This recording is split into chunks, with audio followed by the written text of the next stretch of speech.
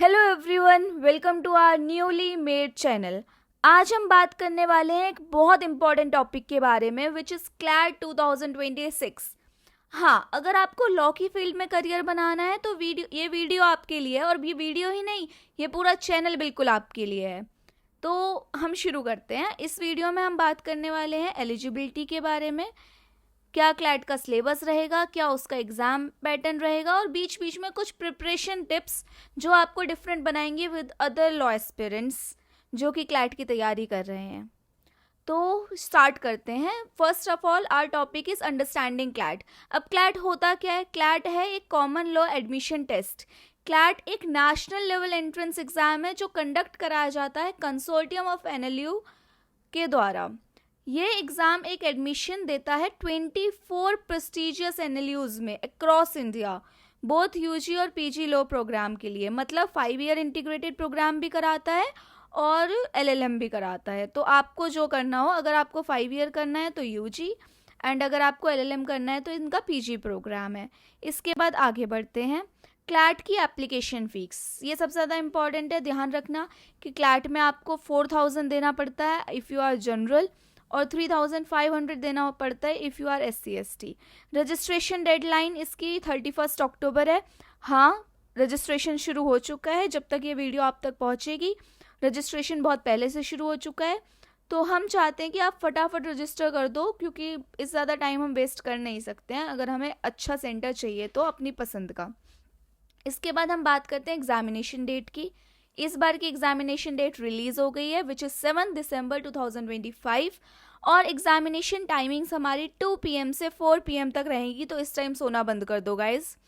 और ये जो एग्ज़ाम है ये ऑफलाइन मोड में होगा which is pen and paper based, और जनरली एग्ज़ाम हर बार संडे को ही होता है, तो that's not something to be surprised of. इसके बाद हम करते हैं बात कि हम प्रोग्राम के लिए अप्लाई कैसे करना है, इसकी एलिजिबिलिटी क्या है। देखो, बहुत अच्छी बात है, कोई अपर एज लिमिट नहीं है, बट इसकी वजह से कंपटीशन भी बहुत ज़्यादा है। इसके बाद 10th+2 क्वालिफिकेशन मतलब 12th पास चाहिए। डिग्री में तुम्हें ज़्यादा मार्क्स नहीं चाहिए, 45% marks for general OBC and 40% for SC/ST। PG program में भी कोई अपर एज लिमिट नहीं है। LLB degree from the recognised university is important. 50% marks for general and 45% marks for SC/ST। अब हम आगे बात करते हैं एग्ज़ाम पैटर्न की। इसे डिकोड करना is very important guys. 120 minutes में हमारे 120 मार्क्स के लिए 120 क्वेश्चंस आते हैं, जो कि आप देख सकते हैं बहुत ज़्यादा स्पीड मेंटेन करने की नीड है। प्लस हमारा 1 मार्क्स मिलता है for every correct answer, and 0.25 marks cut जाते हैं फॉर एवरी इनकरेक्ट आंसर।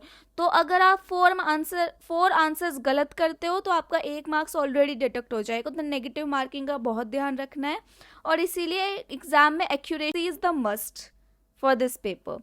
अब मैं आपके लिए एक टेबल बना के लाई हूँ which is very important to understand कि इंग्लिश लैंग्वेज में कट वेटेज 20% है। इंग्लिश लैंग्वेज का वेटेज मत देखो, English language overall is important because सब में पैसेजेस आते हैं, और पैसेजेस आने का मतलब ये है कि इंग्लिश लैंग्वेज पे आपकी कमांड बहुत अच्छी होनी चाहिए। आप कोई पार्ट अटेंड नहीं कर पाओगे if you are not good in English. तो ये तो विद टाइम और विद प्रिपरेशन आ जाएगा। Please work on your English from today onwards.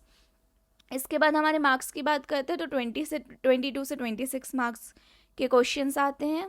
Then average time allocation हम इसके लिए 24 मिनट्स मान सकते हैं जनरली जो आपको देना चाहिए, बट ये वेरी करता है फ्रॉम स्टूडेंट टू स्टूडेंट। इसके लिए हम अपनी नेक्स्ट वीडियो में आपको बहुत अच्छे से बताएंगे। We will cover all the resources, but अभी के लिए हम यही देखते हैं।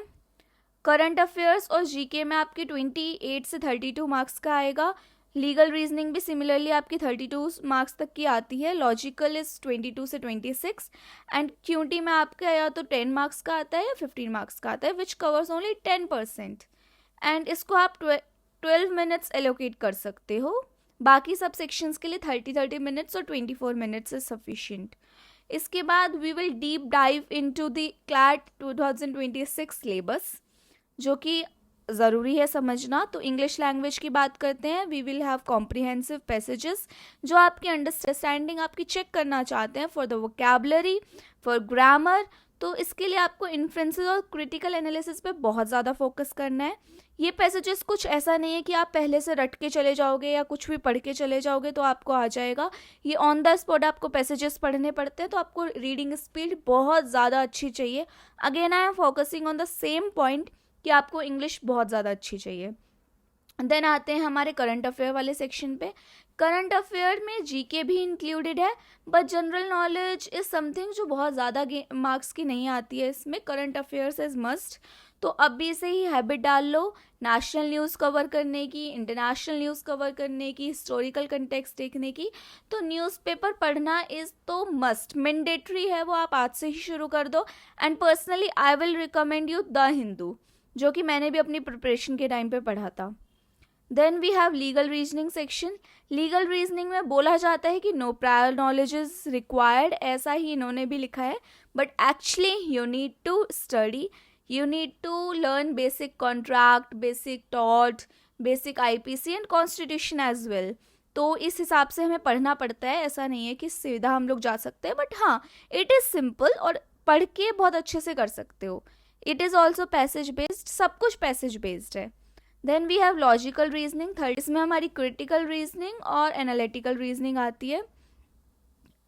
Assumptions, inferences, cause and effect list, relationships, इसके बाद ब्लड रिलेशन, सिटिंग अरेंजमेंट, ये सारे बेसिक सिलेबस हैं। इसको हम डिटेल में नेक्स्ट वीडियो में कवर करेंगे for sure.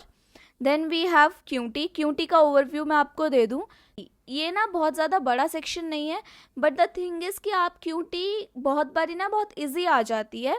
So for that purpose you should study it, ताकि आप अटेम्प्ट कर सको और वो आपके मार्क्स बढ़ा सके। Then next we have essential dos, जिसकी मैं यहाँ बात कर रही थी प्रिपरेशन स्ट्रेटेजी की, वो आ चुका है। तो first we will talk about how like we have to create a realistic study schedule. ऐसा नहीं होना चाहिए कि for the one day you are studying for 10 hours और अगले दिन में हमने पढ़ाई ही नहीं की, because consistency is the key. Practice daily करने से आती है, ऐसे नहीं होता है। आपको डेली न्यूज़पेपर तो पढ़ना ही पड़ेगा, उसके लिए तो आपको टाइम डिवोट करना ही पड़ेगा। करंट अफेयर्स डेली होते हैं, इंग्लिश की प्रैक्टिस आपको डेली करनी है, तो इसमें आप बिल्कुल कॉम्प्रोमाइज़ नहीं कर सकते। Then you have to understand the blueprint. आपको सिलेबस और एग्जाम पैटर्न पता होना चाहिए, जो कि हम कवर कर चुके हैं। इसके बाद you have to read the newspaper daily as I have earlier mentioned. Practice करनी है मॉक टेस्ट रेगुलरली। आपको पर वीक 2 to 3 मॉक टेस्ट तो लगाने ही लगाने हैं फाइनल मंथ्स में, और अब फाइनल मंथ जैसे कि आपका आ ही चुका है, तो you should work on it. इसके बाद मॉक टेस्ट एनालाइज करना is important. You have to stay positive, confident, ये तो आपको सब बताते ही हैं। Then we have what to avoid, and this is very important. क्या नहीं करना है हमेशा ज़्यादा इंपॉर्टेंट होता है क्या करने से। तो सबसे पहली बात, किसी के भी सुनने पर गाइस अपनी लास्ट मिनट स्ट्रेटेजी कभी भी चेंज मत करो। Focus on what you are doing, just stay confident on your preparation. किसी भी सेक्शन को नेग्लेक्ट मत करो। 10% of QT as I said, ये भी डिसिसिव होता है। बहुत बारी इजी आ जाता है, आप छोड़ के चले जाते हो, बाकी सब अटेम्प्ट कर लेते हैं और आपकी रैंकिंग गिर जाती है। और एक रिसोर्स पे कभी रिलाय मत करो। हम लोग इसके साथ भी एक वीडियो बनाने वाले हैं, जिसमें हम आपको सारे सोर्सेज कवर कराने वाले हैं, आप कहाँ कहाँ से प्रिपरेशन कर सकते हो। देन डोंट पैनिक, ऑब्वियसली सभी बोलते हैं, बट टेंशन तो होती है ही। Then don't skip mock test analysis and don't ignore current affairs. Current affairs is very important, और करंट अफेयर्स ही आपको स्टैंड आउट करेंगे हर जगह से। Then application errors.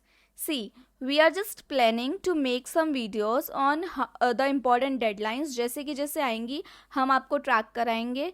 जैसे आपकी एनएलयूज़ प्रेफरेंस बढ़नी है, हम आपको बताएंगे कि कौन से एनएलयूज़ कहाँ पे रैंक करते हैं।